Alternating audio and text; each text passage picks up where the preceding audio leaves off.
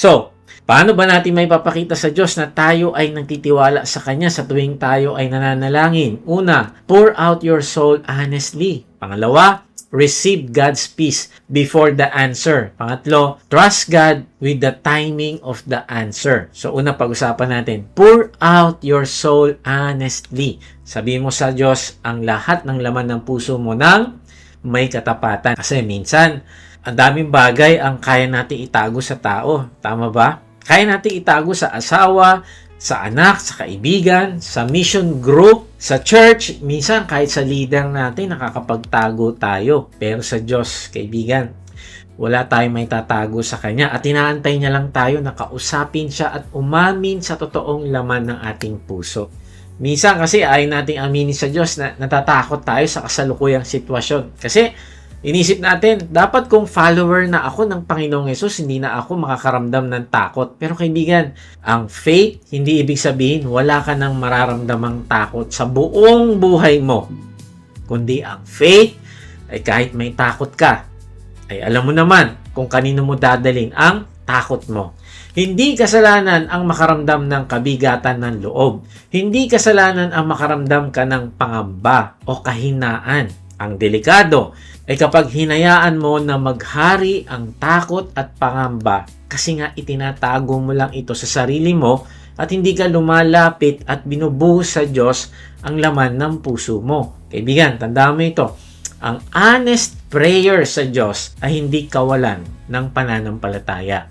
May pagkakataon, sinasabi ko din sa Diyos, Lord, patawarin mo ako kasi nagtuturo ako ng salita mo pero nagdududa ako ngayon sa iyo. Palakasin mo po yung aking faith. Pero hindi nangangahulugan na wala akong faith. Bakit? Kasi baligtad.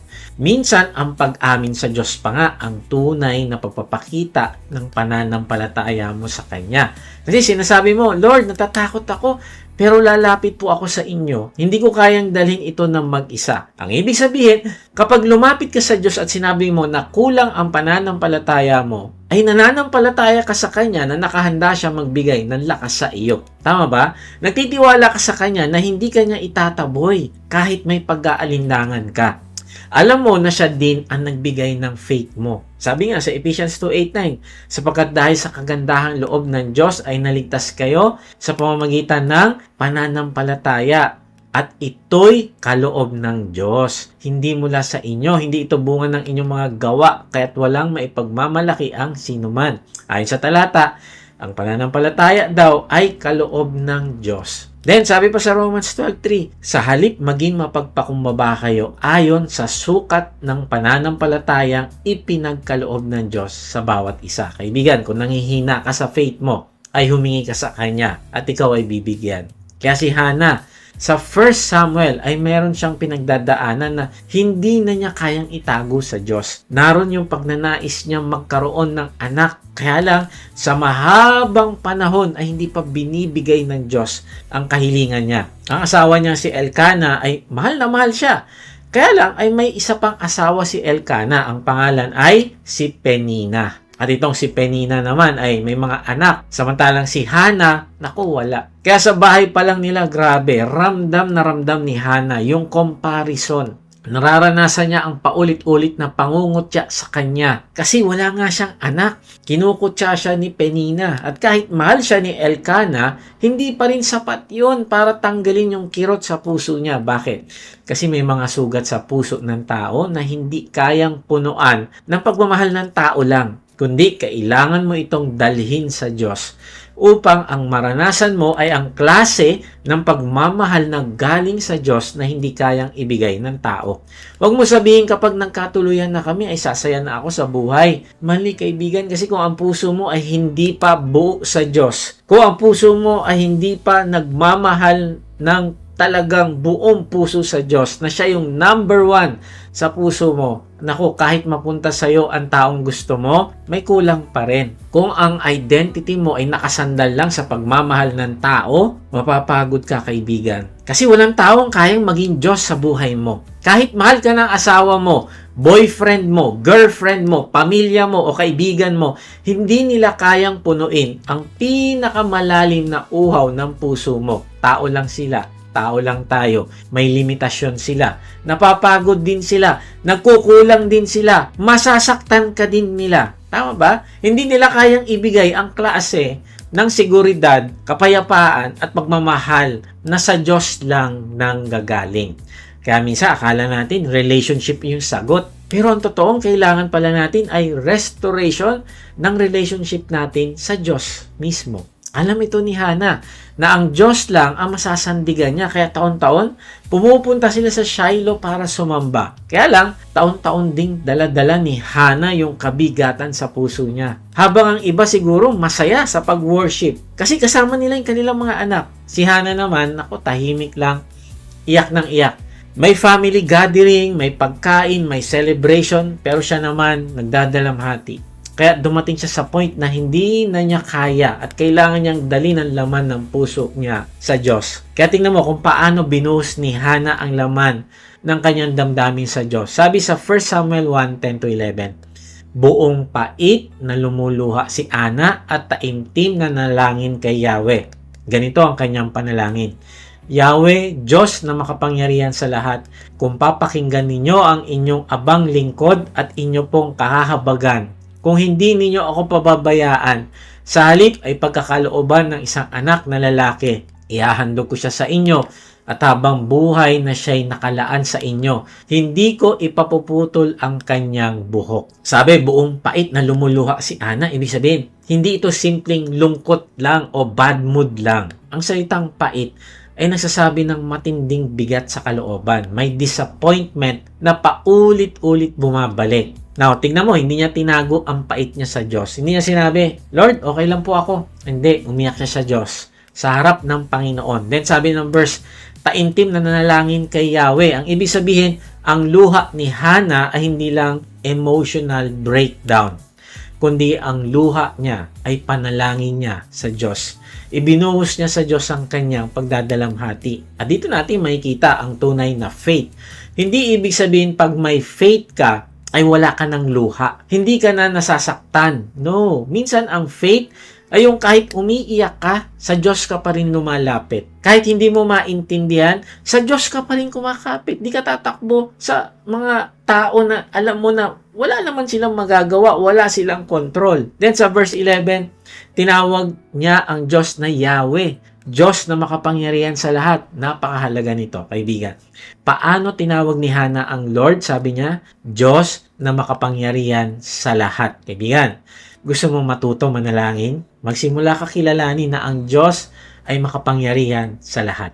Kasi kung kilala mo siya makapangyarihan sa lahat, ay hindi ka magdadalawang isip na humiling sa Kanya. Si Hana, alam niya sa sarili niya na wala siyang magagawa sa kalagayan niya. Alam niya na mahina siya, pero alam din niya na ang Diyos niya ay makapangyarihan sa lahat. Alam niya wala siyang kontrol sa kanyang sinapupunan para magkaanak, pero hindi ito problema sa kanya kasi alam niya lumalapit siya sa Diyos na may kontrol ng lahat ng bagay. Wala siyang kakayahang baguhin ang sitwasyon niya, pero alam niya kung sino ang may kapangyarihan. Kaya ang honest prayer, alam mo, hindi lang naman yung pag-amin ng kahinaan mo kundi ito ay pagkilala mo din sa Diyos na siya ay makapangyarihan, kaya kalalapit. Then sabi pa ni Hana, kung papakinggan ninyo ang inyong abang lingkod at inyo pong kahahabagan, wow, tingnan mo, kung paano siya manalangin, makikita natin dito ang humility ni Hana. Hindi siya lumapit na parang may karapatan siyang utusan ng Diyos. Hindi niya sinabi, Lord, dapat ibigay mo ito sa akin ha. Ang tagal ko nang hinihingi ito sa iyo. Sa kataon-taon, nagwo-worship kami dito. Nagsiserve pa nga ako sa iyo No, ang posture niya ay servant, abang lingkod. Ibig sabihin, lumapit siya ng may pagpapakumbaba. Then sinabi niya, kung hindi ninyo ako pababayaan. Wow! Sabi niya, kung hindi niyo ako pababayaan, parang nagdududa pa siya sa Diyos. Pero ang reality, hindi naman talaga siya pababayaan ng Diyos. Parang ikaw at ako, hindi tayo pababayaan ng Diyos. Alam mo, na-realize ko tuloy, pag talagang nasa waiting season tayo ng ating buhay, madalas nakakaramdam tayo ng ganito. Lord, paano kung hindi mo gawin to? Lord, paano kung iniwan mo na ako? Pero alam mo, kay buti ng Diyos, hindi siya nagalit kay Hana. na naging honest lang naman sa nararamdaman niya. Hindi siya tinaboy ng Diyos dahil umiyak siya, kundi ipinakita ng talata na ito na ang Diyos ay malapit talaga sa taong broken-hearted. Yung tipong ang bigat ng pakiramdam mo at umiiyak ka sa Diyos kasi alam mo na siya lang ang pag-asa mo. Siya lang ang Savior at siya lang ang Deliverer. At nang sabihin ni Hannah, pagkakalooban ng isang anak na lalaki, makikita natin na specific ang prayer niya. Hindi siya vague. Hindi lang niya sinabi, Lord, bless me ha. No, sinabi niya, ang laman ng puso niya, Lord, anak na lalaki, bigyan mo po ako. Minsan natatakot tayong maging specific sa Diyos kasi ayaw nating masaktan kapag hindi dumating yung specific na hinihingi natin. Kaya minsan sinasabi na lang natin na, bless me Lord, bahala ka na. Pero si Hannah iba, dinala niya mismo ang desire niya sa Diyos, hindi niya tinago. Kaibigan, simulan mo maging specific sa iyong prayer. At pag sinagot ka ng Diyos, may testimony ka na sasabihin patungkol sa kabutihan ng Diyos. Pero tingnan mo, ang maganda pa rito, hindi ginawang idol ni Hannah ang desire niya. Kasi sinabi niya, ihandog ko siya sa inyo at habang buhay na siya'y nakalaan sa inyo. Ibig sabihin, Lord, kung ibibigay mo po ito, sa iyo pa rin ito. Grabe yung request niya. Hindi selfish possession. Hindi niya sinabing, Lord, bigyan mo ako ng anak para patunayan ko kay Penina na may halaga ako. Minsan, nagpe-pray tayo ng isang bagay kasi ang motivation natin ay para ipamuka sa iba na may kakayanan tayo. Lalo na dun sa nang-api sa atin. Hindi sinabi ni Hannah, bigyan mo ako para matahimik na yung mga nagkukutya sa akin na yan. No, ang puso niya ay, Lord, ang hinihingi ko, ibabalik ko rin po sa iyo. Lord, gusto ko mapapurihan ka sa aking buhay, kaya ibigay mo po ang hinihiling ko at itatalaga ko ito sa iyo. Kaibigan, that is surrendered prayer. At habang nananalangin si Hannah, ay nakita siya ni Eli. Si Eli yung pari noon sa Shiloh. At kakaiba ang nakita ni Eli kay Hannah kasi gumagalaw yung labi ni Hannah pero wala siyang naririnig na boses. Kaibigan, tandaan mo ito. May mga panalangin na kahit hindi malakas ang boses mo, pero naririnig pa rin ito ng Diyos. Kasi, mas naririnig niya yung kondisyon ng puso mo kaysa sa sinasabi mo. Kaya pag nananalangin ka, hindi kailangan magaganda yung wordings mo o maganda yung boses mo. Maraming taong tinitignan nila ay ang ganda ng pagkabigkas ng prayer, pero hindi yung laman ng puso. Kaibigan, ang mahalaga sa Diyos ay bakit ka nananalangin?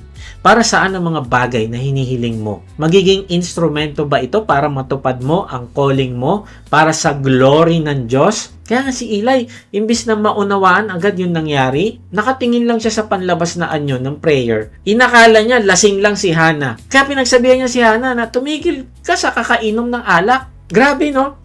Nasasaktan ka na nga, misunderstood ka pa. Nangyari na ba sa iyan, kaibigan? Yung inaakala mo na nasa safe na lugar ka kasi nasa church ka, pero pati doon pala may taong hindi naiintindihan yung luha mo. Inisip nila, ang drama naman nito. Pag nanahimik ka naman, iisipin nila, may attitude itong tao na ito. Suplada eh. May makakita ng struggle mo, tapos iisipin nila, mahina ang faith mo, kaibigan. Pero sa kabaligtaran, ang Diyos, alam mo, hindi nagkakamali ng pagbasa ng laman ng puso mo. People may misread your tears, but God understands your soul. Kaya sumagot si Hannah, hindi siya nagwala, hindi niya sinabi, pari ka pa naman, hindi mo ako naintindihan. No, salip, sabi niya, tingnan mo, 1 Samuel 1:15-16, hindi po ako lasing, sagot ni Hannah, ni hindi po ako tumitikim ng alak. Ang damdamin ko po'y naghihirap at dinudulog ko kay Yahweh ang aking kalagayan. Huwag po sana ninyong isipin na ang inyong lingkod ay masamang babae. Ipinapahayag ko lamang ang matinding paghihirap ng aking damdamin. Ulitin natin, sabi niya, ipinapahayag ko lamang ang matinding paghihirap ng aking damdamin. Kaibigan, pour out your soul honestly. Kuya Mike, ibig ba sabihin, pwede ko sabihin kay Lord lahat, kahit pangit yung nararamdaman ko, pati bitterness, pati disappointment, pati takot. Yes, kaibigan. Dalhin mo yan sa Kanya. Pero dalhin mo ng may paggalang at pagpapasakop. Kasi may pagkakaiba ang honest prayer at rebellious complaint. Si Hannah ay honest, pero hindi siya mayabang. Umiiyak siya. pero nagpapasakop siya. Kaya ang point natin, hindi sabihin mo kahit ano kay Lord, in any way you want. No, ang point natin, huwag mong itago ang totoo sa Diyos. Dalhin mo sa Kanya para mahawakan niya, maituwid niya at mapagaling ka niya. May isang Christian thinker na si C.S. Lewis. Kilala siya bilang matalinong defender ng Christian faith. Pero nang namatay ang asawa niya, si Joy David Mann, isinulat niya sa A Grief Observed ang sobrang pagdadalamhati niya. Wala siyang tinago. Hindi siya nagkunwaring madali lang ang mawalan ng mahal sa buhay. No. May mga tanong siya, may takot siya, may bigat. At sa ganitong halimbawa, nakikita natin na ang mature faith ay hindi emotionless faith. Ang mature faith ay marunong dalhin ang emotions niya sa Diyos. Hindi porke umiiyak ka, mahina ka na. Hindi porke may tanong ka, wala ka ng faith. Ang tanong, kanino mo ba dinadala ang tanong mo? Saan mo ba binubuhos ang luha mo? Sabi ni John Bunyan, prayer is a sincere, sensible, affectionate pouring out of the heart or soul to God through Christ in the strength and assistance of the Holy Spirit. Ang ganda nito. Prayer is not performance. Prayer is pouring out the soul to God through Christ. Kaya nang sabihin ni Hannah, ibinubuhos ko lamang kay Yahweh ang nilalaman ng aking puso. Hindi siya nagpapakita ng kahinaan na walang faith. Ipinapakita niya ang faith niya na marunong siyang lumapit sa tamang lugar, sa tamang Diyos. Kaibigan, after you pray, trust. Simple pero malalim.